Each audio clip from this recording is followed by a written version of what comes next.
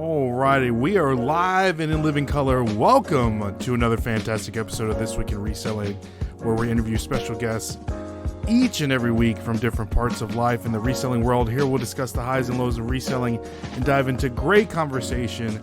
We are positive that you're going to hear something that's going to help you become a better reseller. I'm your host, Ray, and I'm not joined by my co-host, Dustin. Dustin is in the process of moving.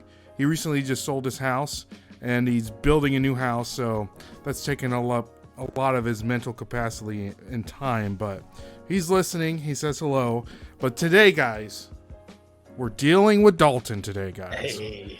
So we have our guest today is Dalton. How's it going, Dalton, my friend? Oh, I'm doing fantastic. I'm doing good. Awesome. Well, thank you so much for doing this. We all know that Dalton is a professional podcaster. So if you guys have not listened to his podcast, In the Loop podcast, with a friend of the show, Ethan's been like on this show twice. Dalton. Yeah. He's told me. And he's been, out of all the episodes that we've had, the ones with Ethan have gotten the most like DMs that they reply. They send me DMs from random people like, wow, this Ethan guy is like awesome. And just like it's one of the most like the most listened to ones on our podcast on like the audio side. So if you were debating if you wanted to keep Ethan or not as your co-host, I think you need to keep him. Yeah, that's good to hear. I gotta keep him because he's the brains behind our podcast. I'm just there to just keep the podcast running. He's the professional reseller that provides all the value. So yeah. Which, you know, I had the opportunity to speak to Ethan when he was like the legit like college reseller. Like he was doing sports, doing college, playing soccer, and doing reselling. And now he's like following in your footsteps here, Dalton. How do you feel about that? The man's transitioned into a like master of, you know, like what's the saying? Like I don't know, but he's like, you know, narrowed down into just selling shoes like you. Mm-hmm. Which is interesting. Whenever he came on your show, was he only selling shoes then too? Or no? Huh. See, like, as long as I've known the guy, he's been a shoe seller. But really, I mean, he was selling shoes, but he was also like selling other things. Yeah. But so now I didn't really. I met him because me and my friend Drew did a raffle on Instagram. Like we did a huge buyout and all of the nice shoes. We did a raffle and he won the raffle. And so I stumbled across his account then and I followed him then. And I'm pretty sure by then he was only selling shoes, but I could be wrong about that. Well, the man, you know, he probably doesn't never listen to this, but you have a great co-host. But let's talk about you, Dalton. Enough about Ethan. But guys, if you want to listen to another great podcast, go to In the Loop podcast. How often do you release an episode? Is it once a week? I know that you guys were doing a couple a week. We do. We do once a week with just me and Ethan because well, at least me, I'm not great with scheduling, like making sure that we have like a guest lined up and all that. So we've decided to treat it like if we decide to have a guest, that's just gonna be like a bonus episode. So me and Ethan will do a episode with the both of us every Wednesday. And then if we have a guest or something like that, or we decided to release a shorter bonus episode, then we'll get two. Okay, nice. Well, there you go, guys. Okay, so Dalton, first question of the day. Why dealing with Dalton? Why the name? All right. What are we dealing with here, Dalton? See, I'm still trying to figure it out. No. So whenever I first started reselling, I did it with my friend Carlos. We were both waiters at the same restaurant before we got into reselling. And we started going to garage sales. And for some reason, you know, the cool thing to do is start posting on Instagram, right? So we made an Instagram account called C&D Flips. Ooh. And eventually, this still operational Instagram account? It's not. I mean, it is technically. We need to like resurrect it from the dead and just be like a new. If you scroll all the way to the bottom of Dealing with Dalton's page, I just talked about myself in the third person, and I kind of want to kick myself now. But you scroll all the way. Hey, The Rock did it, and he's doing pretty good for himself. So true, but it's still there. But basically, we obviously stopped. You know, figured we better not have a combined business for reselling. So whenever we kind of split ways, Dude, I don't know. It just flowed off the tongue. I had an iPhone notes app. I was just like typing out a bunch of names, and dealing with Dalton's the one that I landed on. They say, and then you have a YouTube channel, of course. And guys, all of Dalton's stuff is linked down in the description below. So his link tree's down there. But they say when you want to start a YouTube channel, not to like necessarily like niche down on the name. Yeah. So yours is a little like, it's like, you don't know what you're getting. What am I dealing with here? Let me find out, I wish I could say that I intentionally did that. I mean, looking back, I picked a good name because I can go whichever route that I want. You can go whatever you want to do. Maybe like if this reselling thing blows up and you're I don't know, you want to start flying planes or doing something or you know what I mean? It could still be the same. It could be the evolution. What. Yeah. No matter what, you're dealing with me. Hey. But Dalton, for the people that may not know you, give us a little brief like backstory, a little origin story of how you became like dealing with Dalton, how you became, everyone considers you as like the shoe guy. Well, how do you feel about that when people think of like, is that like, does it give you a little bit of a cringe, or is it just like a self-proclaimed label that you wanted to kind of like perceive for yourself? Or is it just like, I guess I'm the shoe guy. Like, you know how like you're the something, you like automatically they think that like everything about one thing, which there's so many like nuances to shoes and stuff like that. So tell me, I know I kind of like went on a rant there, no, you're good. The shoe guy. Yeah, it's a little cringe. The shoe category specifically in reselling is kind of weird, right? Because when you look at reselling, there's like popular categories, I guess. So there's like, obviously the majority of people are everything sellers, but then you've got clothing sellers, and then you got shoe sellers. And I swear there's so many shoe sellers. And I mean, I just, I guess I just put out the most content out of all of them. So I guess that responsibility falls on my shoulders. So I asked for it. Hey, it's a tough weight to bear, my friend. Go ahead. But I will say I didn't, your tangent made me forget that I had to go origin story on us here. Yes. So origin story. I kind of touched on it with my buddy Carlos. We just started garage selling, and I got fired from my job, and thought that I would just, you? Yeah, us resellers were not great employees. I got fired, and I was like, you know what? I'm just gonna be a full-time reseller now. And at the time, I sold everything, and I was not good at it. I thought I was good at it because, my 90-day total looked nice, but I also had a job that was paying my bills. So, I did that for like 3 months, and I ran out of money. I had to get a job or I wouldn't pay my bills. And so I went part-time back into serving. And that's when I realized, you know what? Shoes are selling best for me. Shoes are, pretty simple. I know how much my average cost is. I know how much my average profit is. So I just got to pick up this many every week and sell this many every week, and haven't looked back since. Interesting. So the shoes really it doesn't matter what it is. It has to do with the numbers. It's like the number. So you could be selling, I don't know, like Pogs or something. It doesn't really matter, but it's like, this is what it is. This is how I buy it for. This is how much I sell for. This is how much I need to make. And the shoes is like the easiest route to get to what the number that I need to. So really it's not about, do you have like I'm trying to think like what fascination, was it just the numbers, or were you like a shoe guy growing up? Cause like growing up, that's what the first thing that I ever sold on eBay was a pair of shoes.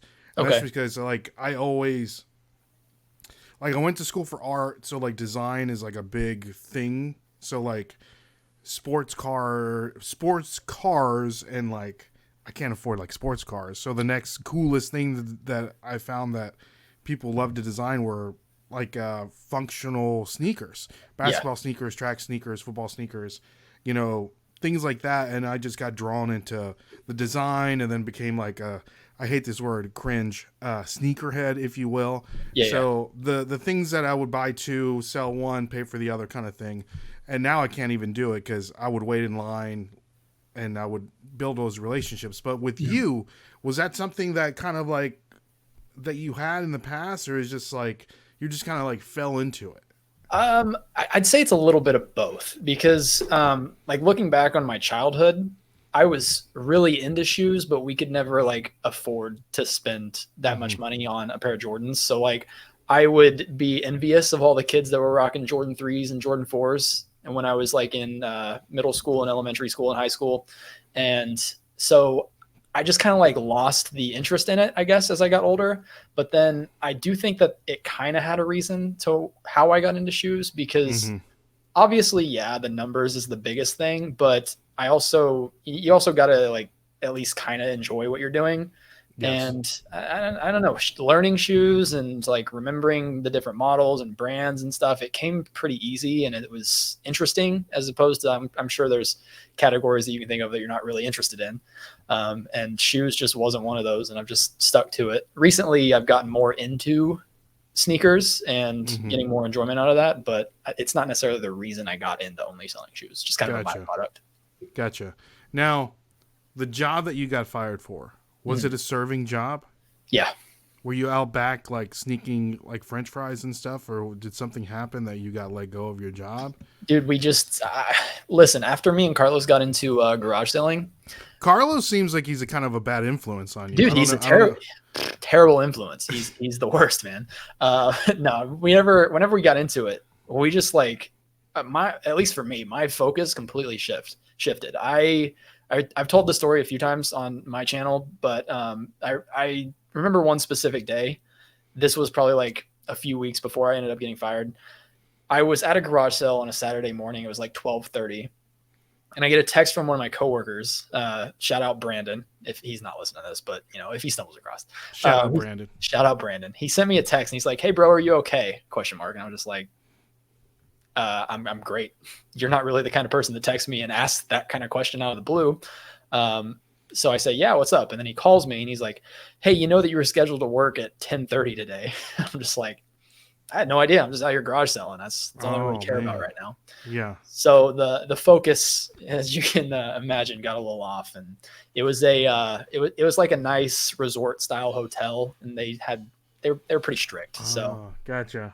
Yeah. So still in the state of Florida, which would make sense, right? Yep. It was Rosen Shingle Creek. I recommend it. They just they let me go.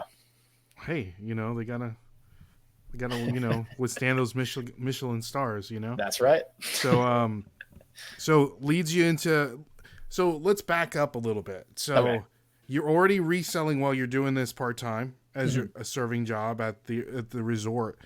What made you even want to start selling? Was eBay the first avenue of things that you sold, or was it Facebook Marketplace, or was it just, you know, selling stuff to your friends? Like what really got that juice flowing, like those juices flowing? Like, how did you hear about reselling? Was it your parents? Was it Gary V? Was it other influencers on the platforms that we constantly consume? Like, how did that even come into be?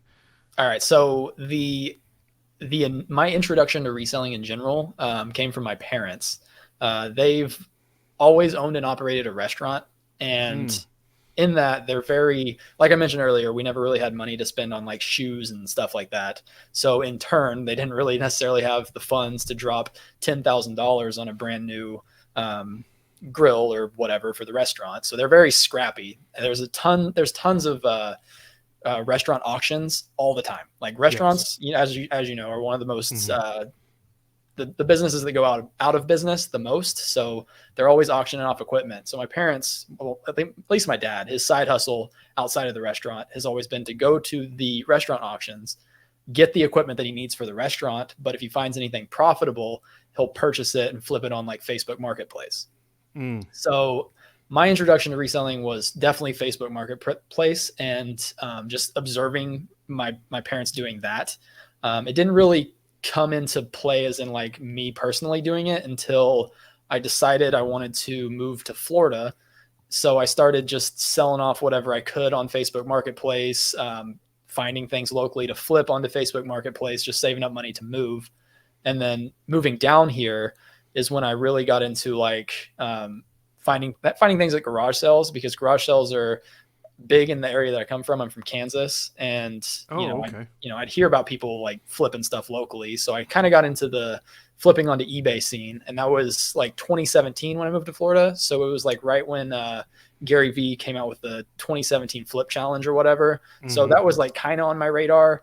That kind of got my eyes open to selling on eBay. and I didn't really take it super seriously. When I first moved down here, it was just kind of like a every now and then side hustle kind of thing. And then after getting into the job that I talked about that I got fired from, when we started garage selling, then that kind of re-sparked my interest in it.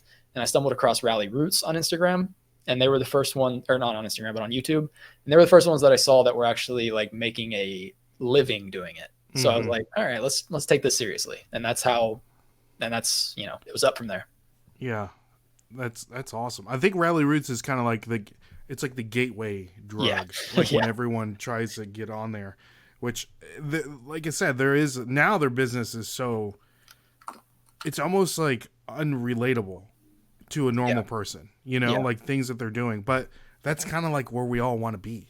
Right. Of course. Where it's like, I want to be able to have a warehouse and have stuff come to me and get things in bulk and not necessarily like go to a garage, like 10 garage sales on a weekend and get like, of course, you know what I mean? Yeah, so, of course I know what you mean. Yeah. It's tough, especially from like content creation side of things. It's like, you gotta either be relatable to everybody or scale your business. Which one do you want? Exactly. And be like Daily Refinement or somebody like that. Right.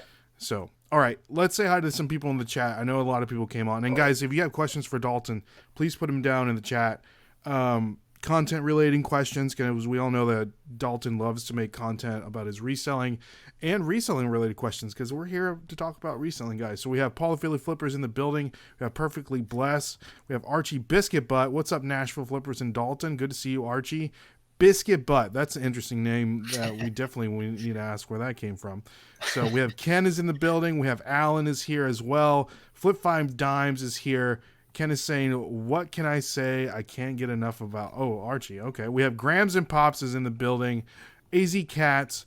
Amanda Fireball Flippers. Jill's in the building as well. Nicole. How's it going, Nicole? Good to see you.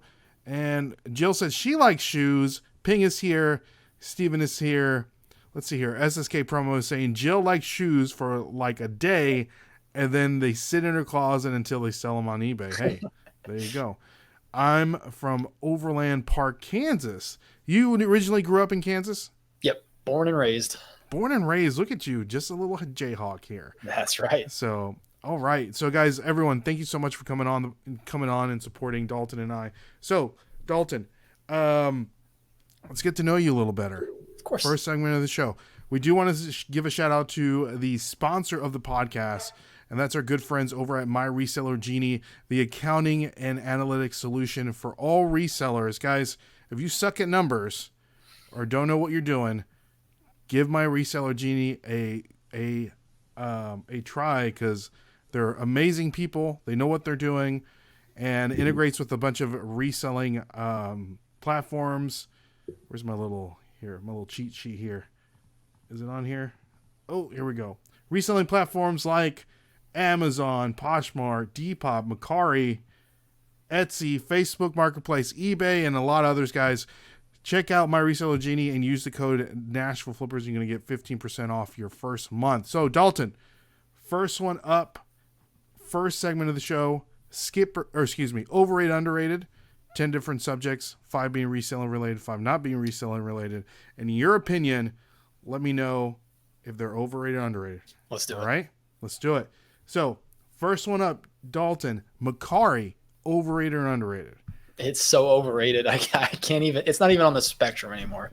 It's overrated. Why do people like to sell on Mercari? I mean, okay, listen. If you're in a certain category...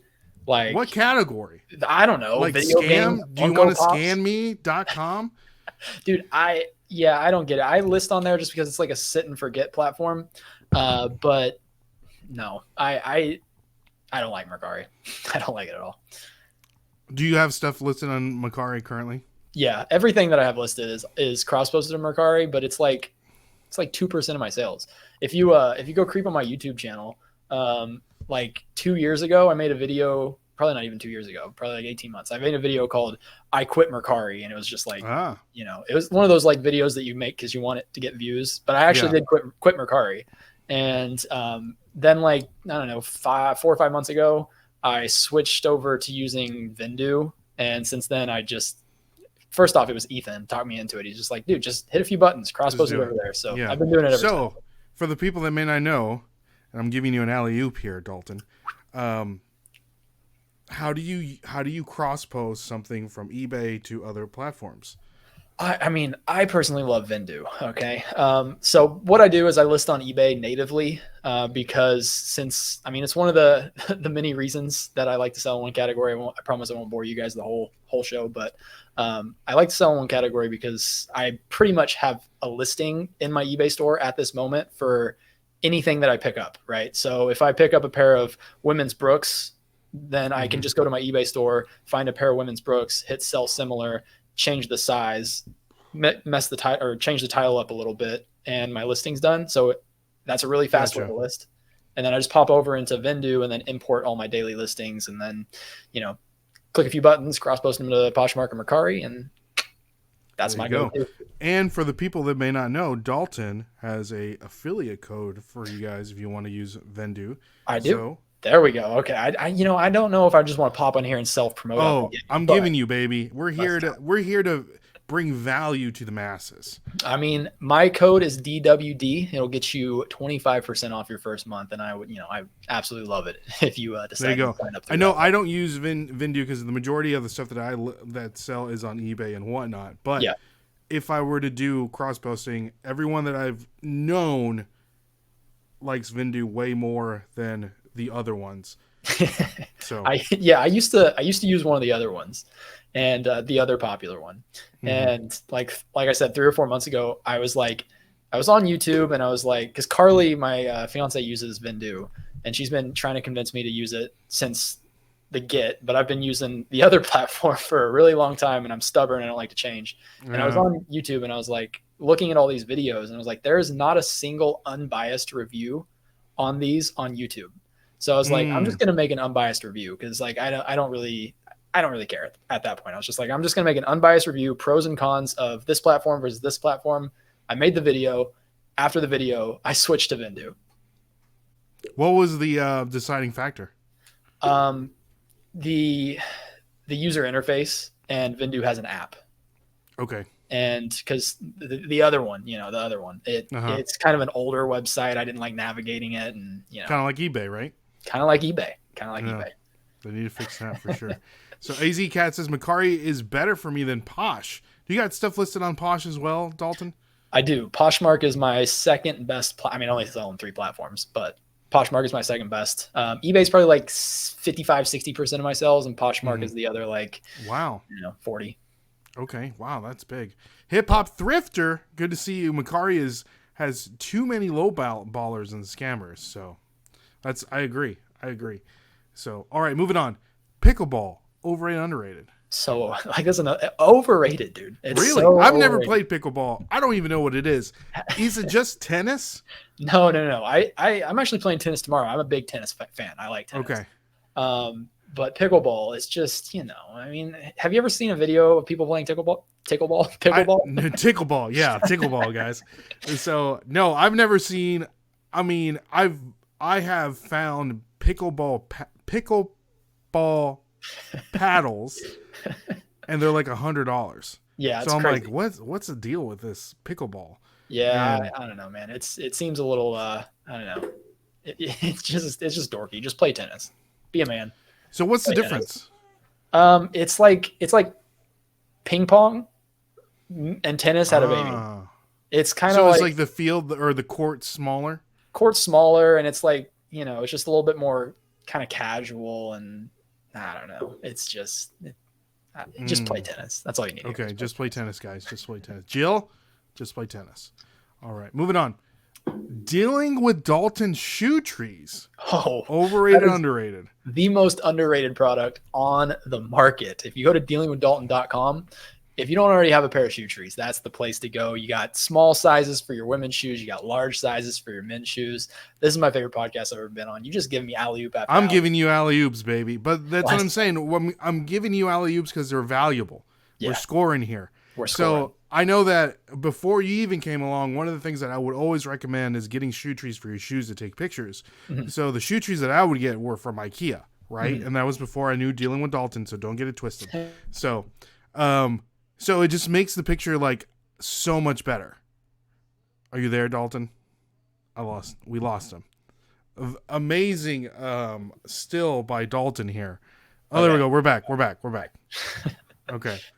So yeah, it just makes your picture so much better, and it's just better. It's just better. And the best news about the whole, you were talking about IKEA shoe trees before I cut out, and after I released my shoe trees, IKEA just knew that the best, like, they had no shot anymore, and they just discontinued their shoe trees. Really? They don't sell them anymore? Yeah, they don't sell them anymore. But I mean, they were. I've used them before, and I mean, it's IKEA. I mean, you know what you're getting. Right? Yeah, they just, they break all the time. There you go. So why shoe trees, Dalton? Because I wanted something to sell.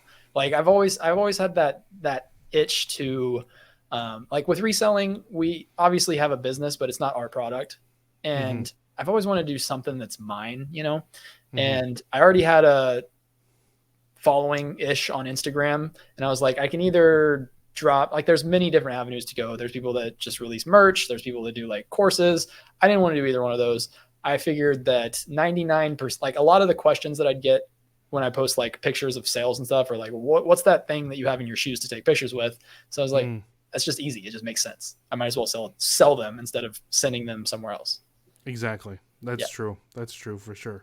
So really random, and you spoke a little bit about on it, and then that's what it's kind of like a little touchy subject upon a lot of resellers selling courses. We'll put a little bonus overrated, underrated here. So what do you think about that? Resellers selling courses. I'm gonna say it's underrated. Interesting. And I know that's a hot take. It's a hot take. But I think that let me rephrase it. I think that selling valuable courses is underrated. Isn't that in the eye of the beholder? Like, what do you consider valuable, right? Yeah, that's true. But I feel like there's a lot of reseller courses that I've come across, and I've purchased a few, none of the expensive ones, but I just want to, I like to get a feel for what's out there, because like, I don't like to talk crap on something that I haven't had an experience with. That's a great point. And so I've bought some like video courses and PDF courses, and they just seem so, I just want to get this out there as a stream of income. Not I want to provide value. And sure, I think that all of the information that you need to be a successful reseller you can find on YouTube, but I think that if it's done right, and if you're listening to this, I don't have a course to sell. I'm not gonna end this with go to dealing with. That's why I asked you, because I know we don't have a course to sell. So yeah, so I don't know. I feel like packaging it correctly, and there's some. I'm sure that there's some information out there that could be valuable enough to package and sell as a course, but the price point's the biggest thing. I don't think that if you're trying to sell a $900 reselling course, you're out of your mind. But like, a $50 one makes sense to me. I have a question for the chat. So for everyone here in the chat, we all know that dealing with Dalton, he's amazing content creator. He creates incredible content on Instagram, TikTok, YouTube, or what have you. Short form content, amazing. Top notch, right? So I'm interested in the chat. Would you ever want to pay for a course for Dalton and how to tell you how to make short form content, thumbnails, things like that? Because I think that you would be good enough to kind of teach people like that. And I know that you said you have to provide a certain kind of value for the course to be good, right?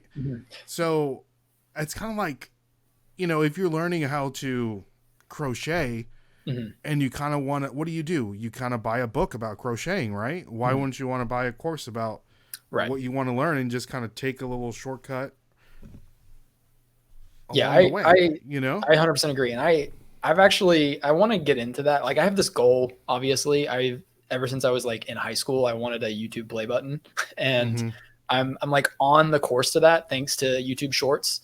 And I've always wanted, like, you can ask Carly. I talk about this all the time. I go through like phases where I'm like, I just want to make like a new channel, a new Instagram, a new social media presence that's like talking about content creation, because I enjoy it. Do it. And Yeah, but I need to. I'm focused on getting that play button. After I get that play button, my focus might shift. I'm just your being honest channel with you. can just shift, and then you can be dealing with Dalton content creation. Exactly. Yeah. But I will say, since you mentioned courses on the content creation side, I think that's a whole different ballgame, because that one is more, since it's kind of like artsy, I guess. With reselling, it's more I don't know, Businessy. It's more businessy. You can 100% easily get all the information for free on YouTube. But with content creation, I've bought several courses, and every single one of them are worth the money. I've paid as much as $500 for a course. Wow. And for that one, for example, in that course, it had assets for Premiere Pro and templates and all. Just that right there. That's worth it. Just that right there is so much time saved that it paid for even if I didn't have the video part of the course, just all that paid for it. Yeah, that's worth it for sure. So, yeah.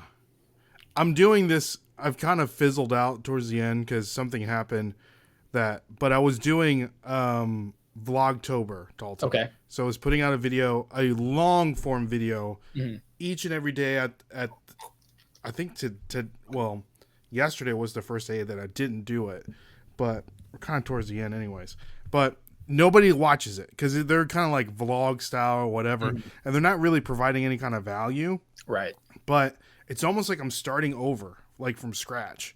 So we have almost 7,000 subscribers here on the channel, thanks to everyone here that subscribes. So, but a lot of the majority of those views came from shorts, right? And still, my shorts are still the people. That's what gets views. That's what people watch or whatever, right? But I want to build a following from my long form content, and so I don't know. So I'm kind of experimenting with that, doing a video every day, and at the end I'm going to do a video kind of providing the metrics of how it went and whatnot. So, but I did subscribe or create a new YouTube channel, which there's nothing on it, but if you guys want to go ahead and subscribe, the Nashville Pickers. So that's going to be strictly picking content.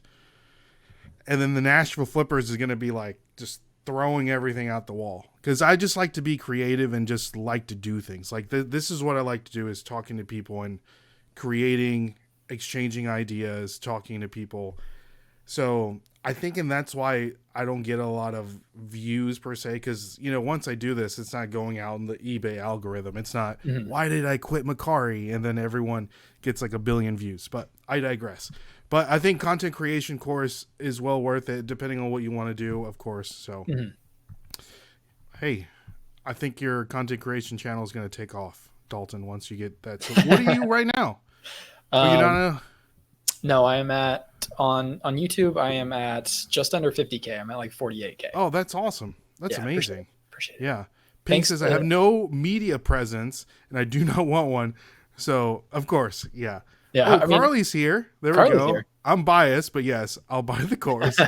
So, congratulations on your engagement, by the way. Thank you. We'll get into that a little in a little bit. So, how do you get a YouTube play button? That's a great question. Do you want to answer that question? Sure. You just hit 100,000 subscribers. There you go. 100. And there's also this is another one that I learned recently. Ooh. Shopify has a version of a play button that they send you a little silver shopping bag, but you have to get 100,000 orders on your website, and that's gonna be tough. That's gonna be tough. Yeah, a friend of the channel, which was one of our sponsors in the past, poppinofftoys.com. Okay. They are I had Wes on, and all they do is sell Funko Pops. He started the business out of his man cave, and now he has like a brick and mortar store that just sells Funko Pops. So they reached out to us on TikTok, and they wanted us to be one of their affiliates. But they just recently got a little Shopify. It's like a little shopping bag or something like that. So it's so cool. It's pretty cool. So let's see here. Grams and Pop says, I judge courses the same as I judge conversations or meetups. Can I learn one thing or make one connection that allows me to make at least what I spent on the course? That's a great point. Great point. I agree. Yeah. I guess that's why people go to these. I think that's why, reseller conventions or meetups is important, and you make connections. And even if it's content creation or like Dalton, like where are you getting your pallets, or where are you getting your, like all that it's valuable, because in the long term, you're going to, that $300 that you spent on the meetup or whatever, you're going to like 10x that if you really do it right. Yeah. So, especially with meetups. Like I think that you almost can't put a price tag on a convention. I don't understand the thought process behind conventions not being worth it. Like if you go there, if like you're in whatever industry it is, if you're in that industry, and you're going there where there are experts in that industry and all of these other people in that industry, it's invaluable. Facts. Yes. Agreed. Next up, couple Halloween costumes. Overrated, underrated. I'm gonna say it's underrated because me and Carly were slacking this year. We don't even have like a party to go to, but I think it'll be fun. It's underrated. Have you and Carly ever dressed up like peanut butter and jelly or anything like that? Like it's like a yeah, we suck. No, nothing like that. Nothing. Like Fred and Wilma, or I don't know. I don't know what another costume. We suck. We suck. We haven't done that. Big Halloween fan though. Dress up and stuff like that when you can. I mean, kind of. We're like in theory we're Halloween fans, but in action we're not. Does that make sense? Okay. It just kind of sneaks up on you, Let me know, guys, in the chat, what do you guys are dressing up for Halloween? If you do dress up, I know that Graham's over here. He had an amazing costume on his last podcast. He was Chucky from Child's Play, or all right, moving on. This is a good one, and I don't know if you sell on this platform or not. Whatnot, overrated, underrated, Dalton. Ooh, I get a little something there. I'm kind of leaning towards underrated. Okay. But from a buying, I got my answer. From a buying perspective, it's underrated. From a selling perspective, it's overrated. Okay. I think that obviously I believe that it's a platform that's here to stay, and live selling is just is the new thing. Like people clearly love live selling, and just like the environment of being in a Whatnot stream. But on the flip side, from a reselling perspective, I think it's overrated in the fact that I feel like every single person thinks that they need to get on Whatnot. Interesting. Because I don't think that every single person needs to get on Whatnot. If you enjoy Whatnot, why is that? I just think it's. Is it personality based? It's a personality based. It's a lot more work than I think people are. Oh, it's a lot of work. Imagining. I'd more relate it to growing a YouTube channel than growing an eBay business. Like you could be a successful eBay seller next week. Great comparison. And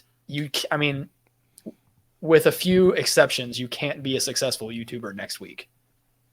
You know what I mean? So I don't, especially from I feel like a lot of people getting into reselling are getting into it because they either need supplemental income or they're looking to just up their income. Right. And I feel like getting on Whatnot is an easy way for a lot of people that need that supplemental income to lose money, which is scary. So I don't know. I also don't know how hard it is to get on Whatnot. It's easier to get on Whatnot than it was before. But we see Renzi killing it on the shoe game on Whatnot. And so I don't know. I need to have him on here because what is his business model on there? When does he start all of his shoes at the same price, right? I'm sorry. I cut out for a second. Who are we talking about? Renzi. Yeah. The question was what his business model was? Yeah. And I know he spoke at FlipCon, but I just... Yeah, he spoke at FlipCon. We had him on our podcast a couple weeks ago, so another shameless plug. You guys can check that out. And we kind of dove into depth on that. And his way's smart because when you look at it from an outside perspective, it seems weird that on Whatnot, where there's all these people selling with $1, $5, $10 starts, and they're starting at $59, I think. Basically, the way that they broke it down on the podcast is they go out and they source all the shoes that they're doing for the show. And I think he keeps his buy cost around $30 to $35 a pair. And then once they sell enough at $59 to pay for the whole haul, they just run everything at $1. So then all the dollar starts are their profit. And then they just rinse and repeat next week.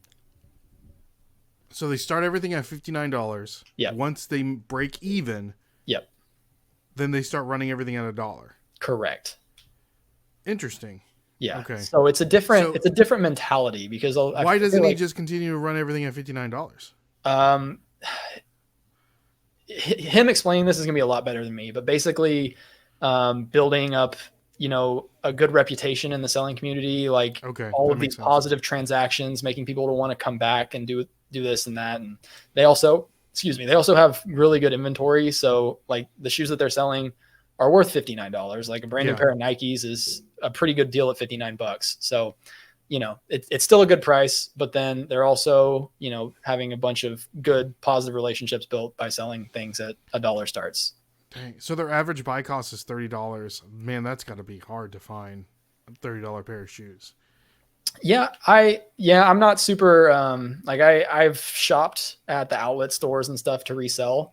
Obviously not to their scale, but I mean they got inventory coming every single week, so I mean it must be a little easier than me and you think, huh?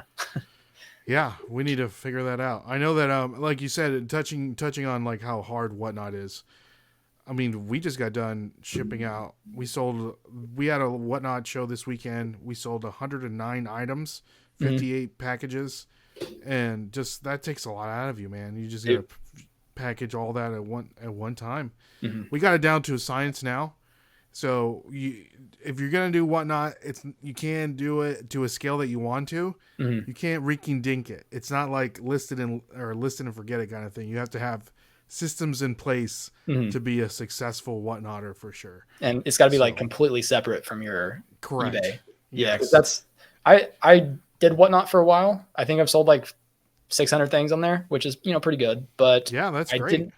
I didn't make a ton of money on them because I didn't take the time to like learn how to do better, I guess. And I just didn't have the drive, I guess, to completely build up another business from scratch that I wasn't super passionate about. It was kind of more of of course I still have that same feeling that I was talking about earlier that like everybody's on Whatnot, I need to jump over there. So I think my drive to go onto Whatnot was more from that area versus actually wanting to do it. So it wasn't for you at all.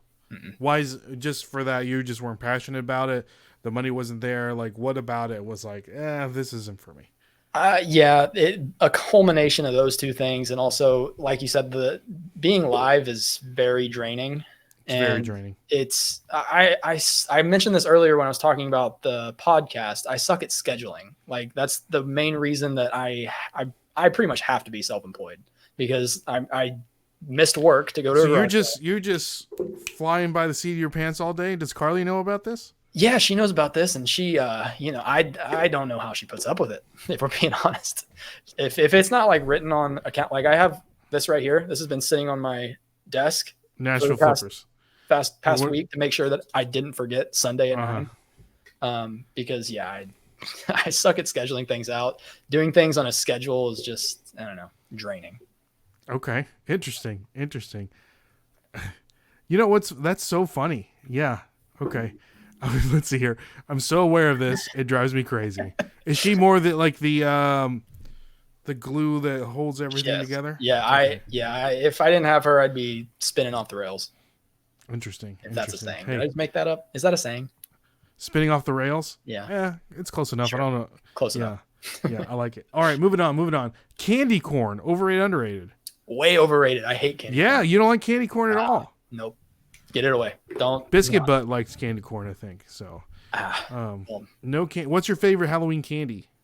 Chocolate guy? Are you like more of a candy guy? See, like a Jolly Ranchers kind of guy? I don't like chocolate that much. You don't like chocolate? Yeah, I like fruity candy. Not like I'm not gonna be that guy that's like I eat apples and grapes as my candy. No, I like runts.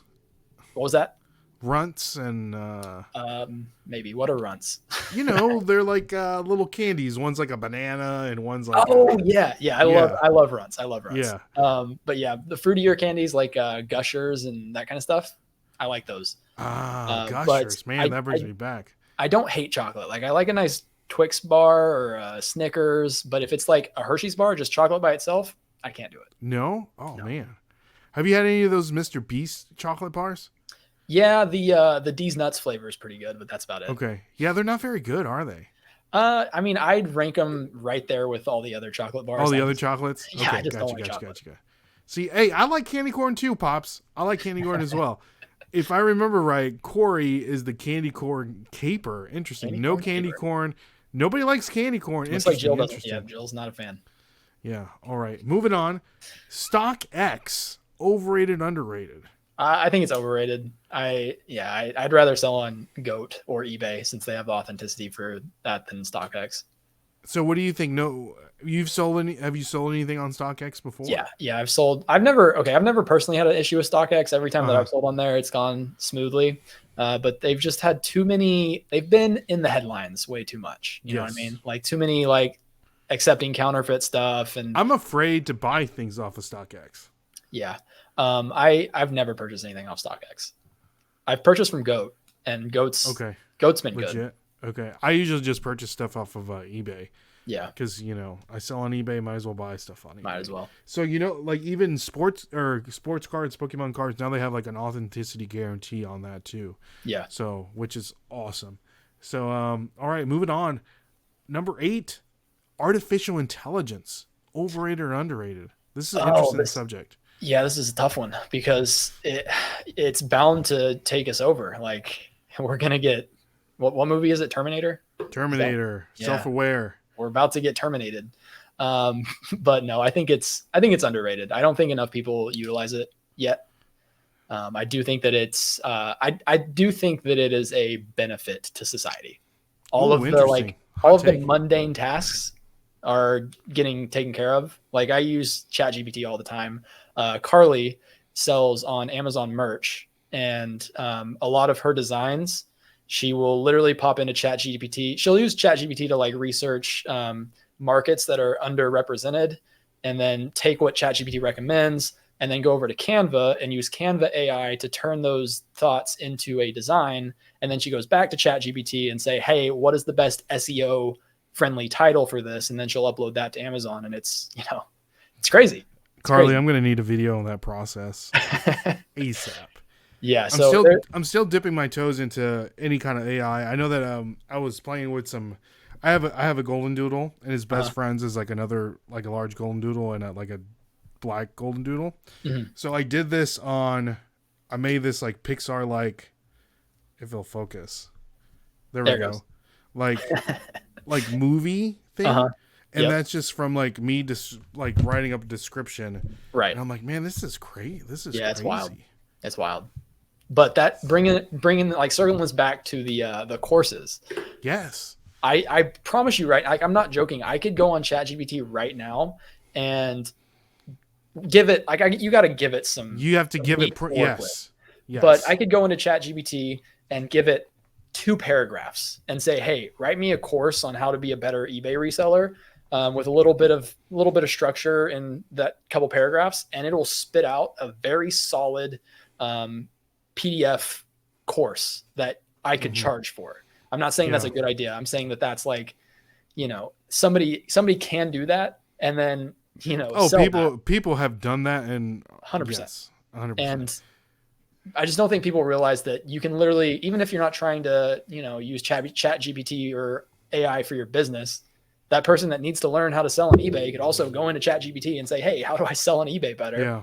And it can help. You know what I mean? So I think it's underrated. Yeah. Have you used ChatGPT or any kind of other AI to maybe write scripts for your short form content or long form content or anything like that? Yeah, I do that. I do that all the time. I don't use it as much as I would like because a lot of the shorts that I do is kind of on the fly kind of. It's on it depends on what I find at the thrift store. Yeah. But I definitely for YouTube videos that I'm doing a review or just anything that I need help structuring, structuring some bullet points out or something for a YouTube video. It makes that process a lot easier. I definitely don't recommend just writing a script and reading it word for word, but just seeing what it's out. You can clearly tell the people that do that because it's sounds like a robot wrote this, but yeah, it's super helpful. There you go. All right, moving on. This is a good one. Overrated, underrated. throwing your shoes in the washing machine to clean them.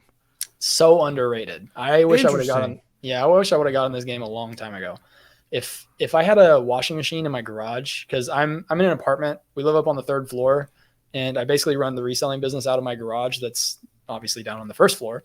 If I had a washing machine down there or closer, so I didn't have to bring shoes up and downstairs, I'd wash almost everything in the washing machine. In the washing machine. Yeah, dude. Yes. A little bit of. I'm so against washing shoes and washing machines, Dalton. I just don't want to like destroy the integrity of the shoe, like the glue and. Yeah. So to that, just wash it on cold and don't put them in the dryer, and you're solid. I'm telling you. If it's like a nice pair of shoes, like if it's something from your personal collection, and you're wanting to put them in the washing machine, if you buy some like sneaker laundry bags on Amazon, they're not that expensive, and they keep them together, and then you can throw some towels in there so it's not banging around. I'm telling you. Don't. Yeah. I'm telling you, it's worth it. Okay. What do you put in there? So if there's like stains on them, I'll spray them with shout spray and let them sit for a minute, and then put them in the washing machine with OxyClean. So what? I mean, it's not like if you put them in the washing machine and like the midsole is like, let's say it's a white shoe with a white midsole, it's not going to take that off, is it? Correct. So it's more for like cleaning the uppers, like the mesh and the leather. But you'd be surprised. It does clean a lot off of the midsole and outsole, so the cleaning process is a little bit faster. But you're not like throwing like suede shoes in there or anything like yeah, that. So there obviously there's a few different materials that you got to be careful for. Suede, I don't even bother throwing them in the washing machine, because more often than not they just get all matted, and it's so hard to repair that. And there's been a couple times that when I didn't really understand how the materials worked. I remember one time I tried to wash a pair of Vans. They were red Vans, but they had like they had like dirt on them. It was like nubuck or something like that. Yeah, textured. it was red Vans, and I was washing them with some other. There were some white shoes in there, some colored shoes in there, and when I took everything out, everything was pink. I ruined all the other shoes. Come on, Dalton. Yeah. That's laundry 101, my friend. Laundry you can't put 101. red underwear in there with white saying. shirts. Let's see here. Grams is saying, I just hit my boots with the hose and get back to work. Grams will not appreciate the chicken poop in the washing machine. There you go. So, what's up, Roman? I saw you sneak in here. So, all right. Last one. And Carly, I want your honest opinion on this. Going to Applebee's on a date. Overrated, underrated. Bro, Applebee's has rats. Rats? I found a whole rat in my Cobb salad. Have you guys seen Talladega Nights? It's a line from Talladega Nights. I've seen it. I don't remember that though. Okay. Yeah, no, I would enjoy Applebee's. It's like right there with, I think the last place we went that was like that was Chili's. And I don't mind Chili's. Okay. So Dalton, I don't know if you know this, but a bunch of these women got together and they created a list of the 28 things. Here's a list of places women will absolutely refuse to go on their first date. Okay. Okay. So let's take a look at this list. And let me know, guys, in the comments if this is legitimate or not. So the first one on the list is Cheesecake Factory. Mind you, this is a person you've never met before, probably. And then you're taking them on a first date. Like, and Carly, is this Carly approved Cheesecake Factory on the first? What did you take, Carly, on your first date? We went to we went to Abuelo's. So Mexican restaurant? Yeah, it's a nice Mexican restaurant. That's and I gotta say that I agree. I haven't read through everything, but I agree with the list. I agree. You agree with the list? Yeah, these are not first date options. Why? First date? What's wrong with the Cheesecake Factory? I feel like, so I'm ranking the Cheesecake Factory as the same type of establishment as Applebee's and Chili's. It's just marketed as a little bit more luxurious place. Yeah. So the woman sees that as being still ranked in the same type of establishment as Applebee's and Chili's. But you don't know this woman. I mean, you don't know this woman. I'm not trying to You know, Go to like a nice restaurant. I don't know. I don't want to spend agree, that much but money on you. I mean, if it's a first date, you're trying to put your best foot forward, right? Okay, So okay. So it's a best foot forward kind of thing. yeah. Okay, okay. Let's go down this list here. Cheesecake Factory, Applebee's, Chili's, Chipotle. I think that's a great first date. You know, you kind of like sit across from each other, eat some Chipotle. Olive Garden. Hey, if you're here, you're family. You know, before we go any further, Carly's gonna kill me. She needs to. Carly, if you're listening, turn the speaker off. But I did go on one first date one time to Chipotle. Yeah, how'd that go? It didn't lead to a second date. Clearly it didn't work out because you're not with this girl anymore. So okay, the movies. Who doesn't want to go to the movies on a first date? Your house. Okay, that's kind of obvious. Any fast food chain, Buffalo Wild Wings, Wingstop, Red Lobster, a buffet, IHOP, Denny's, the gym, church. That's interesting. Starbucks, coffee dates. Those are like first date. That's like perfect first date. Yeah, I don't know why they put those on the list. I do think that ice cream dates. Who wouldn't want to go to an ice cream parlor? Yeah, those seem like they'd be nice. Yeah, family functions. Okay, that's obvious. Movie I'm night. bringing it to the family reunion. Yeah, somewhere that requires a long drive. I think that's fun. So you got to get to know each other on the way there. I think that would be a great time. Just trust me that I'm taking you somewhere safe. Yeah. Oh, okay. I see what you're saying. All right. Bowling. I mean, I hate bowling in general. I love bowling. I hate bowling. I can think of a billion things to do than bowling. 2-time middle school league champion. Look at that. Look at that. Put that on the resume. Yeah. Let's see here. Nightclubs, that's obvious. Hookah bar. Do people still go to hookah bars? I've never even been to a hookah bar. Yeah. A bar for just drinks. That's like a first date thing. Yeah. Waffle House. Make sure you're carrying if you go to a Waffle House. And then sports events. Okay, that's a good one. But I don't know. I kind of disagree with a lot of this list. I feel like these people that made this list are clearly still single, and that's why they have this list. They're I don't know. Tell me, guys, everybody in the chat, what do you think about this list, Dalton? I think it's 90% there, with the exception of coffee shops. I think a coffee shop would make a nice first date. Ice cream, it's the same kind of vibe. I probably agree with the bar thing, but that also, I don't know. I feel like that's just more my personality. So like if hanging out at a bar is your personality, it might be worth it, but I can't tell you the last time I went to a bar. For drinks, like let's go get some drinks. Maybe it's just because I don't have friends, but I don't. Valid. So it's because you can't keep your life together enough to exactly. Yeah, there you go. Yeah, someone probably invited me to go to a bar a couple weeks ago, and I just forgot all about it. So yeah. What's another one the movies? Do people not go to the movies anymore? See, that's a terrible first date because you can't really talk to each other. It's a first date. You're supposed to be getting to know each other. Okay. See, it's usually dinner and a movie. Yeah. So. Okay, so I think that I don't like the movie idea at all. Not at all. Even if even with dinner and a movie, do you go to dinner before a movie or after a movie? Probably before. Right? I don't know that I've ever. Maybe I'm just broke, but I don't think I've ever gone to dinner and a movie in one night. It's usually one or the other, right? Valid. What about a movie and then ice cream afterwards? That's a huge win. But not on the first date. Not on the first date. No, if you're going on a first date, it's not to watch a movie. You got to go get to know this other person. Okay. So you took Carly to Abuelo's, the Mexican restaurant. So that's just like talking. I mean, what's the difference between that and let's say Red Lobster? It's just where you take them says a lot about your personality, right? Okay.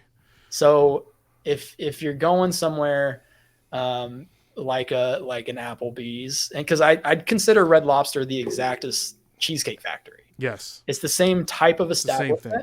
Yes, it's just marketed as a little bit of a nicer place, fancier. So it's like they got unlimited shrimps on Wednesdays. You're almost making yourself look like a poser. You know what I mean? Ooh. You're like you're trying to give off the I'm sophisticated vibe, but not taking them to an actually But you know, a sophisticated lot of establishment. people grew up and they thought Red Lobster was like fancy That in was Olive me. Garden. Yeah, Yeah. that was me. That was me. 100%. But with age comes wisdom.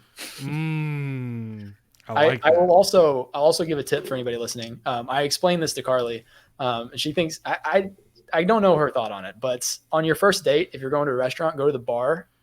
Don't go to a table, because if you go to the table and the date's not going well, you have to stare at each other, and it's just awkward. But if you're sitting at the bar, you can watch TV. And also, when there's a TV on, it's easy to like, get conversation. Like something pops up on TV. Like, what do you think about that? Interesting. So Okay. when Carly and I went to Abuelo's, it's a nicer restaurant, but we sat at the bar. You sat at the bar. Yep. So you were up there watching like soccer games when things didn't go well. Yep. Okay. But it went well, if you can't tell. We talked all night. Looks like it. What do you guys like to do like as a date, like a regular date? So every Sunday we do something fun, and it's typically going on like hikes. Ooh. Yeah. Is a hike a good first date? It depends on the person. If they're an outdoorsy person, I think it could be, but it also depends on how public the hike is, because if it's a super like private, like you got to drive to get to it, that's a little sketchy. You know what I mean? Okay. So, Gotcha. Yeah. I don't know, man. I've been married for 12 years, so I haven't had a first date in a long time. So, okay. It depends. Hey, Roman says it depends on the Applebee's. Hey, some Applebee's are nice. If you're in the middle of Kansas nowhere, the Applebee's is all you got.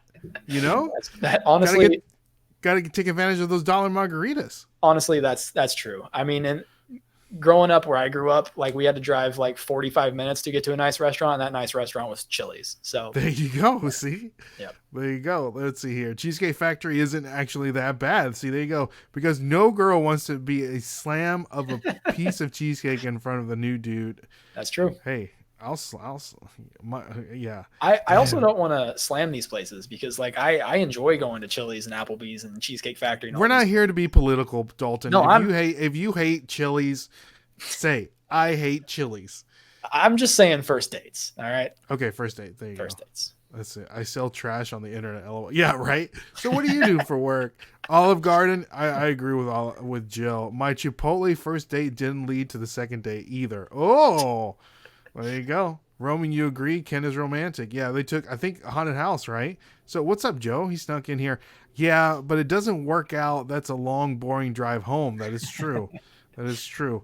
Light some candles next to the Big Mac and throw some rose petals down next to my death pile. There you go. Clearly still single. Exactly. These girls are clearly still single. I feel like you get aged out of the bar dates.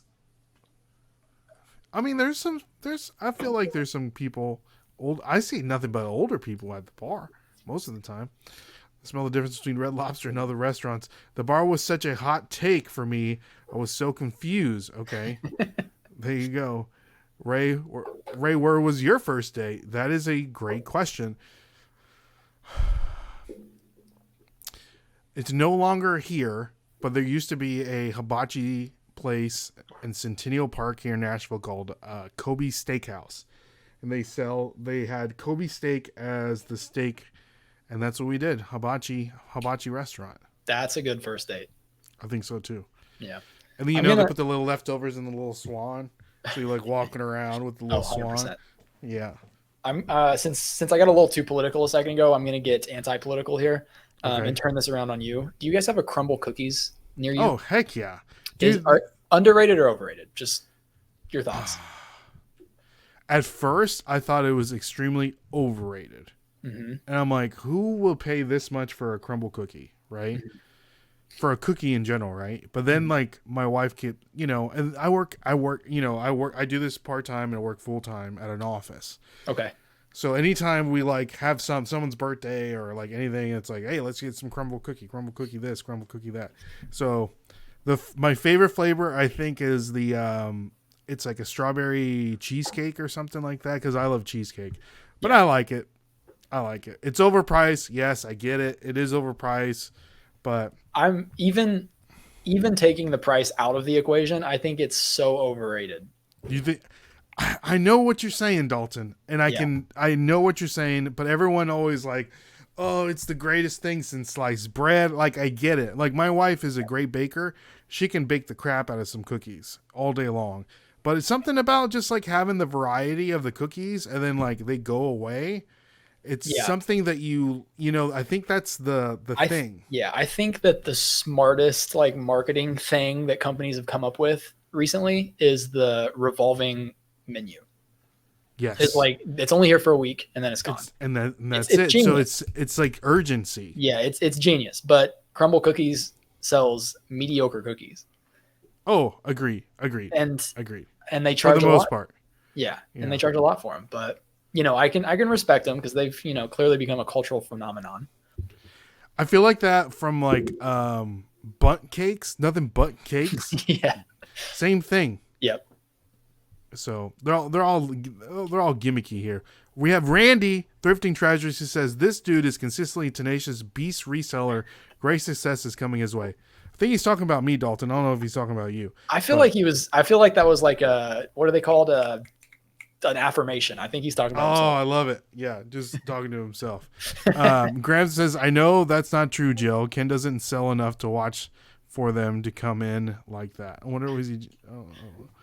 But all right, moving on here, Dalton. Thank you so much for answering those overrated and underrated questions. So let's get to the good part. Everyone's favorite segment of the show, skip or flip. We're going to show you guys. This is special because Dalton's a special guest. So we usually have 3. So we're coming at you with 5 items that recently sold on eBay. And you're going to let me know, Dalton, if you would skip it or flip it. The flips are like going to be like clearly obvious flips. All right. Okay. So like when we see the sold comps. Okay. So because Dalton is an incredible shoe reseller, the items that we're going to be looking at are all going to be shoes. Okay. So everybody in the chat, if you want to play along, go ahead and let us know. So first one up, Dalton, skip or flip. Amanda says, I'm bad at this game. Amanda, we're here to learn. We're here to learn. So first one, we have here this Nike shoe.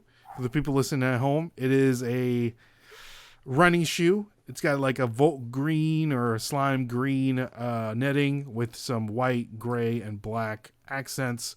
So that's the side of the shoe. That's the front of the shoe. Thoughts, Dalton, as we're looking at this shoe here. All right. So my thoughts are, I am so indecisive with this model, the Vomero, or however you pronounce it. Like part of me loves them, but I also don't know that I can pull them off. My answer to this is it's a flip, 100% a flip.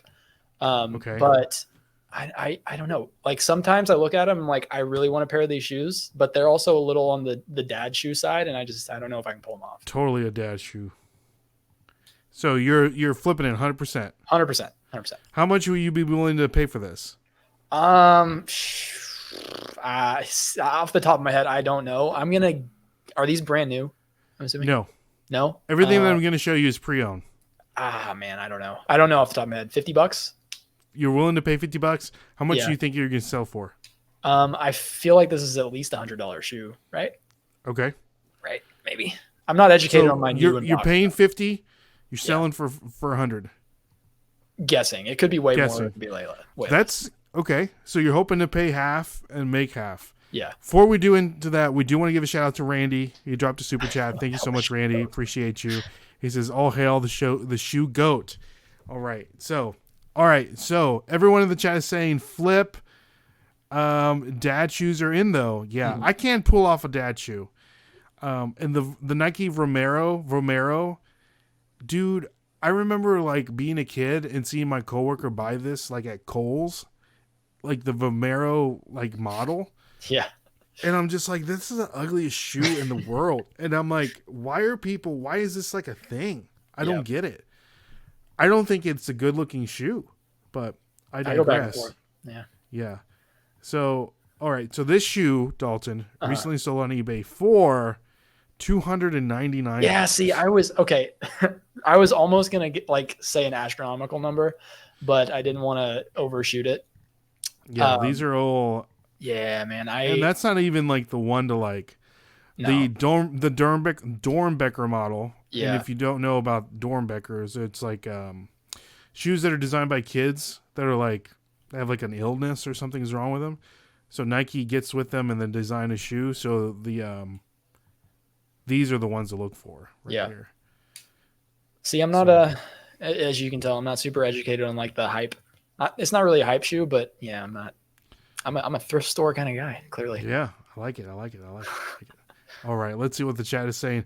There we go. And Randy, thank you so much for dropping the $10 super chat. We greatly appreciate it. Friend of the show, guys. If you want to, Randy's amazing. You need to have Randy on your podcast, Dalton. The dude is freaking awesome. So, Randy, right. DM me. We're gonna make it happen. Thrifting Treasure. Have you seen any of his videos, his TikToks and stuff? I feel like okay. The dude's editing is chef's kiss. Yeah, I recently followed him on Instagram. Very recently. So yeah. Chef's kiss. DM me. We'll make it happen. Yes. All right, next one up, Dalton. This one you've probably seen a couple times before. Here we go. Why is that? That's not the shoe. Why is it showing me?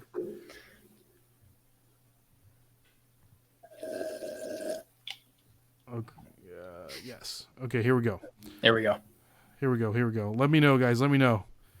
Next one up. The Vapor Max. I mean, it's obviously a flip, right? You tell me, Dalton. You're the shoe guy. It's a flip.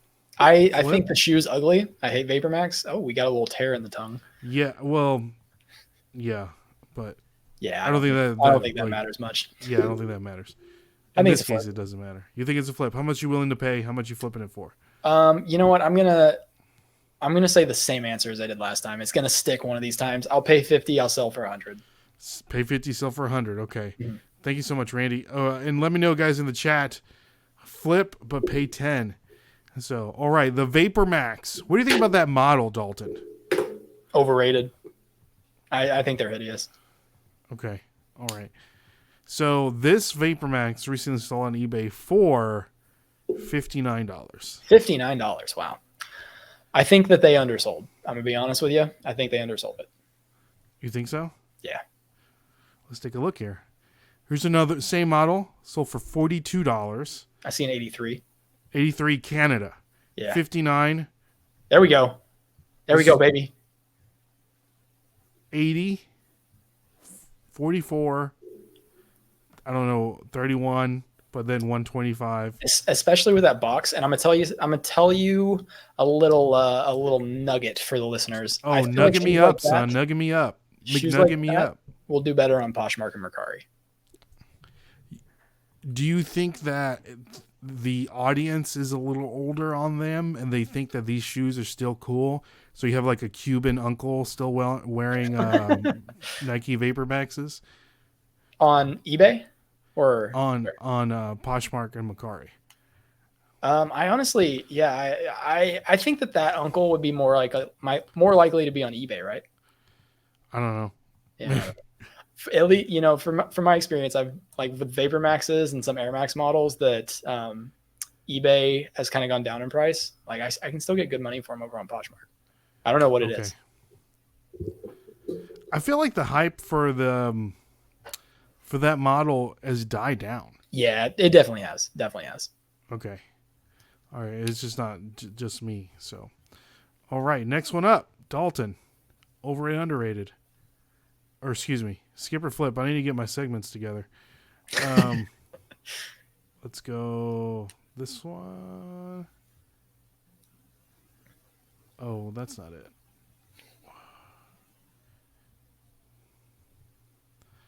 Looking for it's showing me like ones that haven't sold. I don't know. Like I click on the link and it's not doing good. Oh yeah, eBay updated that to where like what's the deal? Yeah, I don't know, dude. I don't know. There's a button somewhere that says show me the original listing or something like that. I don't know. It's been annoying. It's like going into like another shoe. Yeah, it's like this one's sold, but here's one you might be interested in. Yeah. It's like I want to see the one that's sold. Yeah, I don't understand why they did that. But there's a way to get to it. I got it. I got one. All right, here we go. Let me know, guys. Let me know. Okay, we have here Reebok Thoughts? Reebok as a brand, I'm typically skipping, but I saw that little G Unit embroidery over there. On the heel there. I'm not super educated. I don't know about this one. This might be. Are you considered a Gen Z's, Dalton? Or are you like on the brink on Gen Z and millennial? I think I'm a Gen Z. I'm pretty sure I'm a Gen Z. Okay. I'm gonna say flip. I have a feeling that Reebok specifically, since it's a collaboration with G Unit, G Unit. I bet you it goes for money, and it's probably almost vintage, isn't it? Yeah, look at the creasing on this sucker though, Dalton. I see. It's a collectible shoe though. I don't think that that's too big of a deal. No, I feel like someone's Cuban uncle's rocking these for sure. I bet I could be way under or way over, but I bet you the sold comp is for $80. $80. So you're flipping though. I'm flipping. What are you paying for this? If you're making 80. Okay, if they're selling for 80, I'd pay up to 30. Okay, 30. 35. All right.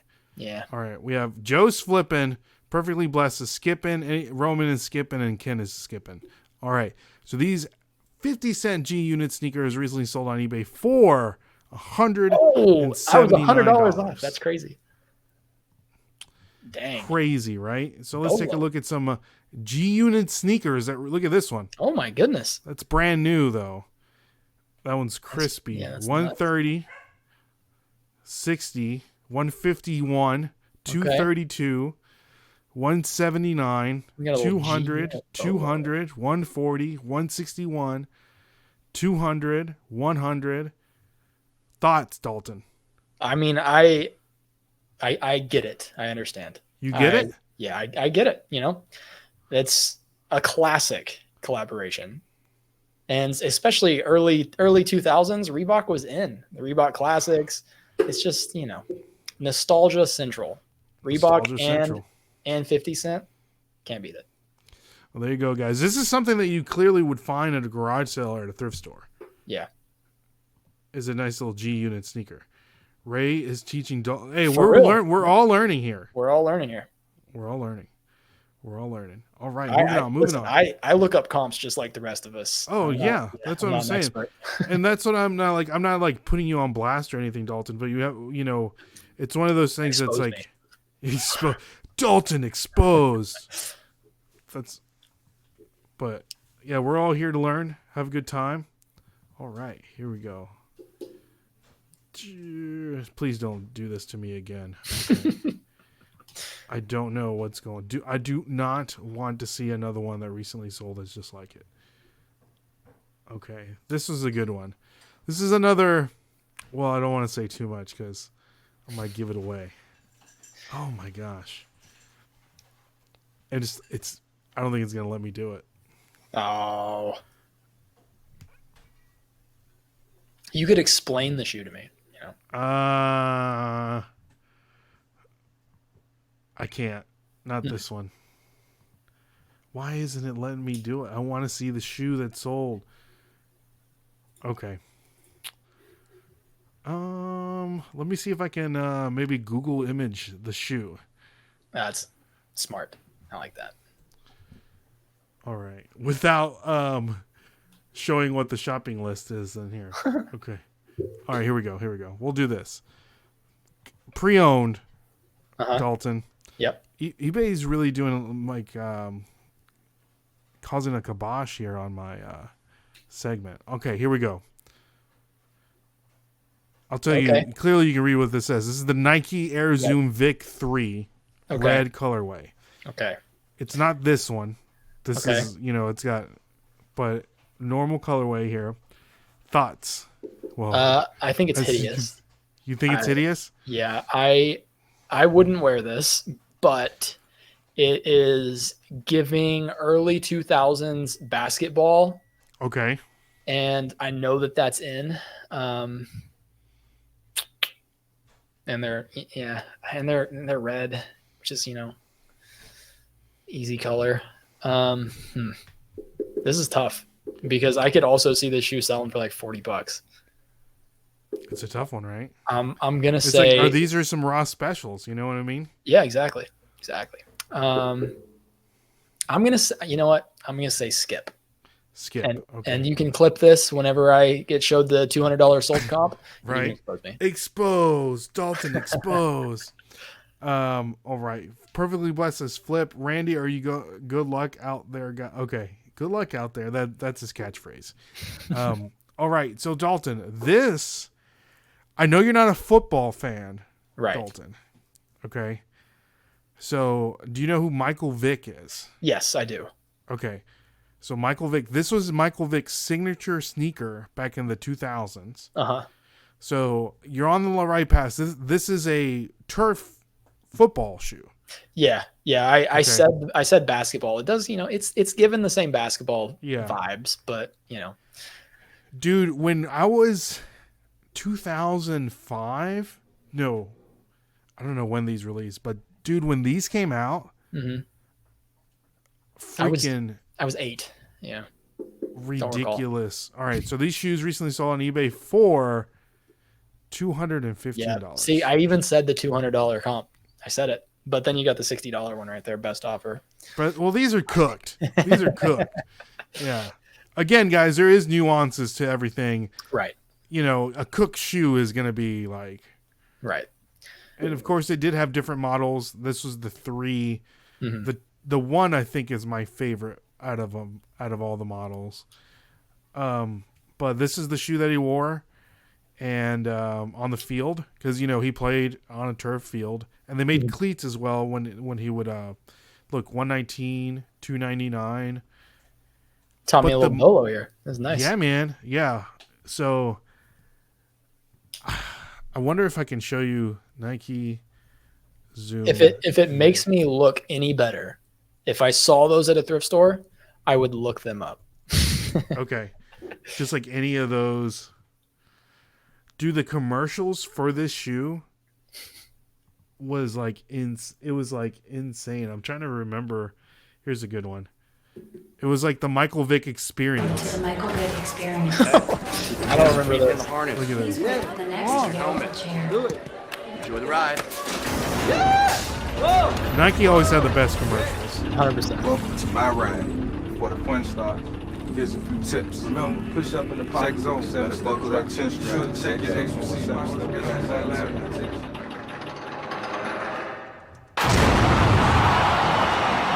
Urlacher and Brooks showing blitz.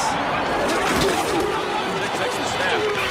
And they only show the shoe like one time when like they put Right. this, Gonna keep it. Streaks to the outside. Right here. Safety. Vick's putting across the middle. Taking the board. Gets away from trouble. Gets the block. Races into open field. Gets a foot race. Vick slices down to the 1 man beat. Well, that's not in the playbook, but it should be. There you go. So this had like how like everyone bought the Air Jordans because they thought it would make you jump higher. Yeah. And I played football in high school, so it's like, dude, we wanted those Vicks because we knew it's like, man, we put these Vicks on, we're gonna freaking just fly in these suckers. so yeah. All right. We can all get the Vic experience these days just by the new Oculus. That's pretty Oh, much there what you that was. go. There you go. Okay. All right, last one, Dalton. Last one. Okay, this is a good one. How's your Vans knowledge? I'm dangerous, Dangerous, he says. Dangerous. All right, here we go. High top Vans. Let me Okay. know, chat, if you would skip or flip. This is the last one. Okay. Here's the inside of the shoes. Side. These are terrible pictures, by the way. Yeah, they are. They need some Dalton shoe trees bad. They do. There you go. There's the side of the shoes, kind of like a little camo pattern. Canvas and suede. Does Oh, have that's like terrifying. does have like a interesting symbol on the back there, and they're clean bottoms. And there's the box, and DEFCON it says on the box, and they are Van Skate High, right? That's the model. Yeah. So thoughts, Dalton?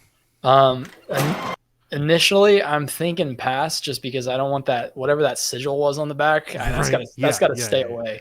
Yeah. But something's telling me I don't know what DEFCON is. I don't know if I'm just uneducated over here, but yeah, it's probably an expensive collaboration. So the moneymaker inside of me wants to say flip. Okay.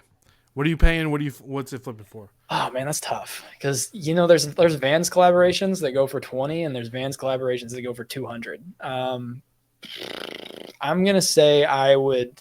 Oh man, I bet these sell for $120. Okay. I'd pay up to $60 for them. There you go. Okay. The disgruntled octopus snuck in here. So what's up, disgruntled octopus? Good to see you. All right. So these Vans recently sold on eBay for $799. What is DEF CON? That's a great question. I don't know the answer to that. Interesting. Yes. Did you just okay? Be honest with me. Did you search Vans sold comps and then sort by highest price? Is that how you found those? Oh yeah. Yeah. DEF CON. Interesting. Yeah. See, I don't know if it's like a ban or like after seeing that symbol in the back, I'm kind of afraid to Google it. Yeah, I don't know if I want to search that on my computer. Yeah, it's probably. I think it just might be like I don't know. I don't know. My dog is going crazy over here on this bone. But there you have it, guys. So we learned a little something today, didn't we, Dalton? We all did. I got taken to school. We all did. We're all learning. We know at the end of the month we do a skipper flip super show, Dalton. Okay. So we get a bunch of people, and all we do is this. So we just be like random stuff, and we keep score. So that's always fun. So isn't it a conversation with deaf people? That's exactly what it is, Archie. That's exactly what it is. So, Dalton, thank you so much for coming on. I always like to end the podcast with asking our guest, in this case, dealing with Dalton, some goals that you might have as a reseller for your reselling business and as a personal goal that you may have in the upcoming year. So, I should have told you that before you just dropped this on me just now. But, I just dropped it on you just now. But what are some goals, Dalton? What do you have? What do you have coming up in the reselling and then personally? I want to backtrack just a little bit. I'm going to answer this, but I never brought this up and wanted to bring it up. I need to ask you: did you know that my most viral video on YouTube with the most views, it features you? Did you know this? Me? No, I didn't. On YouTube? Yeah, it's got like 5 million views. What is it? Okay, so you remember when your Ben's location did a PS5 and you made yeah. So like a week after you made that video, I was going to a Ben's location like that, an Amazon Ben's store with Carly, and I was like, I'm just gonna take some clips and make a reel out of this. And the first 5 seconds of the video, I screen recorded your TikTok of you walking past the PS5, and my hook was people are finding PS5s at stores like this, so I decided to pop in and see what I could find. And it's got like 5 million views. Was it a short or was it like Yeah, it was a short. Okay, gotcha. It's got 5 million views? Something like that. Did you That's look it up? crazy. Let me see. People are finding PS5s for 7. Yeah, 4 million views. Yep. Wow. Anyway. That's awesome. Let's look at it. Yeah. Let's look at it. Let's take a look. Let's take a gander.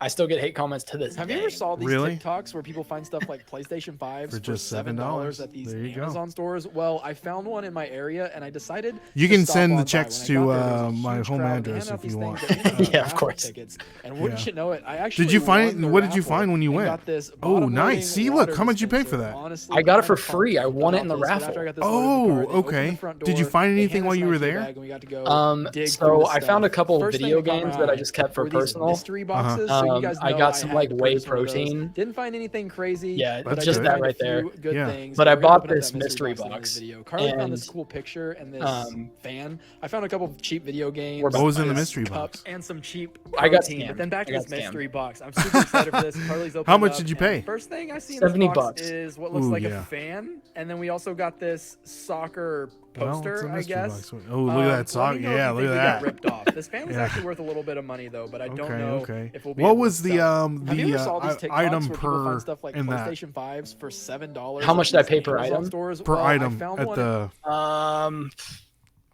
I know they start out at $7, but 7? I think I don't think that was $7 day.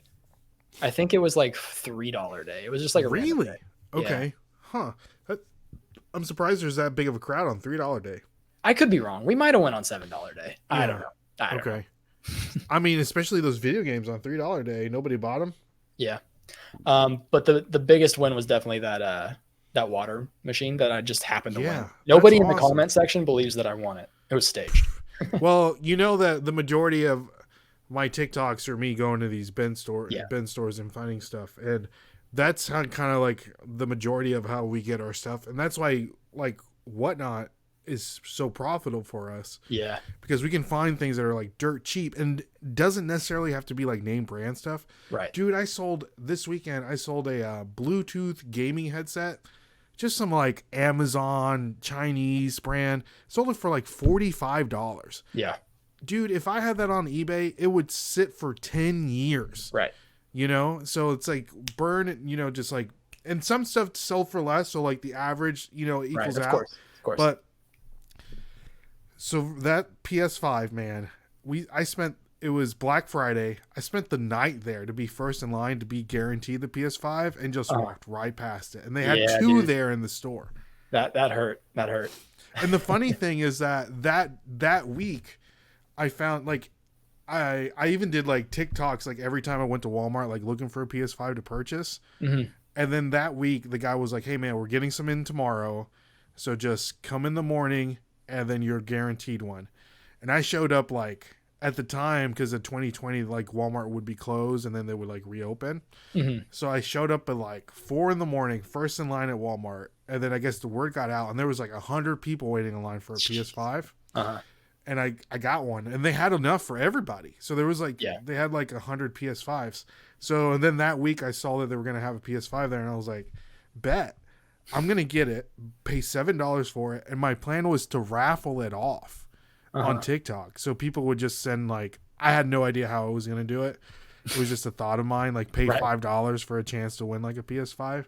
But as you see, it didn't work out. But I digress. I mean, to be fair, you didn't know what to expect. What you went for was a box that looked like it could hold a PS5. Exactly. When, you didn't know that you should be looking for the PS5 box. You thought it was going to be a brown box.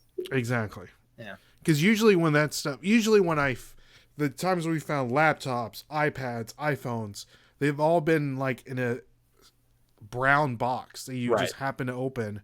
Right. And there's like, oh, wow, there's like a brand new laptop in here. And it's like a MacBook. So there has been days where we found computers and I'm trying to think. I went this weekend and I can't remember what like the biggest, I don't remember if there was like a big find, but anyways, let's talk about goals. Circling it back. All right. Goals for reselling and personal life, right? Yes, sir. Okay. So biggest goal that I've got right now, I want to buy a van. Ooh, I've talked this. That's what we want to buy. We want to buy a van too. Yeah. Like I don't want to do this when I'm 50. I want to get it over with. So I don't know the logistics behind this, but you just upset a lot of 50-year-olds that are just getting into this. Yeah, I want to buy a van to do traveling in. And my thought process on how to get to that is increasing my income streams that don't require me to be in one location. So I've actually dialed back my daily listings on eBay. I'm only listing 10 a day right now. And then focusing on making like short form content. So it pays pretty good on TikTok and Facebook and YouTube. So I'm pumping that out and then also grinding out like affiliate income revenues. And I'm also trying, I'm on like my 5th attempt now, but I'm trying to get ungated in some major brands on Amazon. Do you sell on Amazon too? I don't, but I'm learning it. I'm trying to get into it. I'm only ungated in a few popular brands. I'm literally on attempt number 5 on Nike. But I think that getting into Amazon and doing like online arbitrage would be an easy, not easy, obviously, but a way to get inventory and then just be able to ship it off and then have that money coming in while I'm on the road. So that's what we're working on. Okay. So you just want to be like fulfilled by Amazon, but with shoes. Same thing. Yeah. Nike I got shoes. ungated in Lego. That was a pretty good one. Dude, so that's awesome. Yeah, not just shoes, but So you're gonna do Lego and I have really no plans. My bro? There's biggest a lot plan- of there is a lot of money in Lego. Yeah, I know. I'm just not. I'm not super educated in it, but I know I need to get ungated in Nike because there is so much like stupid money to be made on Nike products on Amazon. That's just like easy to source away. Just look at Star Wars Lego. So I did a crazy Facebook Marketplace deal. I'm making a video out of it. Mhm. So if you see these blue guys right there, Okay. all those blue ones, these are Captain Rex minifigures. Each Okay. one is like $150. Jeez. So and then those are Captain Fox. They're like another 100, and then the red ones are like 80. Okay. And that's just some of the ones that came in it. And then there was like a ton of clone troopers. So Star Wars, dude. And then, dude, on Whatnot, the minifigures, man, they're so easy to ship, and they just sell like hotcakes. Yeah. So, and I know, like with Lego, things retire. Right. And then, like, I mean, dude, you need to brush up on your Lego, man, because especially if you can sell it on Amazon, like some of those retired sets. Yeah. money. I got ungated in Lego like I want to say like 4 or 5 days ago, so it's still fresh. I just need to learn where to source it. I've put zero effort into learning where to source it. I'm just all my focus is trying to get ungated in Nike, then Adidas and New Balance, and then a few other brands. But yeah, I mean, you can go to like I know like Brickseek and go to like Walmart's and find the Legos that are going on sale. Right. And you'll be gravy in that. My wife wants to. We watched the movie Up the other day because I've had this Up Lego set so that cool. we've been meaning to build. But yeah, man, Lego. I love Lego. But yeah, but okay. Personally, Dalton. Goals. Personally goals. Personal goals. Yes, sir. Well, I'm engaged currently, so personally want to get the marriage, done and gone smoothly. Carly's been stressed about that for like since we got engaged. Did you guys get like a date? Nothing specific. We don't have an exact date now. But we are planning on doing like a elopement and then a later ceremony, or not ceremony, but whatever it's called, Like a honeymoon reception. Okay. Reception. That's it. Yeah. So it's probably gonna be sooner rather than later, but the reception is probably gonna be, I don't know, a year from now. But that's dude, get it done, man. Get married. yeah, that's Do the you guys only- live together now, or Yeah. Okay. Yeah. Yeah. Yep. Just go ahead and get married, man. Wait, dude, I've been telling her for Just go- months. go I'll tomorrow. go tomorrow. Go Literally, tomorrow. I'll go tomorrow. But she, I know that here, at least in the state of Tennessee, if you do like marriage counseling, like if you're part of a church, they usually have marriage counseling. Yep. Like, I think it was over like to get your marriage license, it was like over $100. But if you do like marriage counseling, it's like $20. Yeah. So I don't know if it's like the same in the state of Florida. it probably but, is. Yeah. Yeah. So Listen, I'd do it right now, but she's do it right now. kicking Come it on, around. Carly. But right yeah, now. other than that, man, I don't know. I'm a fly by my seat kind of guy. Yeah. So you want to get a van for sure. Yep. You want to get a van. You want to start getting on Amazon. Yep. Are you those people like that?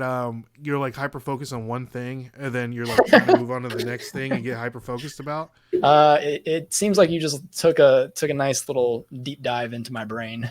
Yes. Okay. Yeah. But the van thing, I've been on this for years. It's just now it seems like I can make it happen. Reselling van though, right? Or just like you want like a van just to I put a little bit of spinners on it both. and A stuff. little bit of both, because I think that having a van would be a fun way to source, more. You can be like Kevin and buy like a $1 billion trailer Honestly. and not have anything to pull it. Right. But no, I think I want it mainly to be for just like going and traveling. Okay. Oh, that'd be fun. Yeah. You're looking like a minivan, like a No, I'm Sprinter. looking What are we looking at like here? the Ford, the new Like Ford an Sprinter. Ecoline? Yeah. Do what? Like an Ecoline or the Sprinter? It's called Ford Transit. They have a Okay, off-road yes. version. That would be Yeah. that'd Ooh, be nice. off-road. Look at you. Yeah. Okay. I like it. All right. Well, Dalton, thank you so much for coming on the podcast. Again, guys, if you for some reason are following Dalton, all of his links are linked down in the description below. Check him out on Instagram. Check him out on YouTube. Check him out on TikTok. where else? The podcast. In the Loop podcast with Ethan. And anything else for the people, Dalton? Just, go to dealingwithdalton.com. Check out what I got to offer. Okay, there you go. All right, guys. Well, my name is Ray. I'm Dalton. And we'll catch you guys on the flip side. See y'all, and God bless.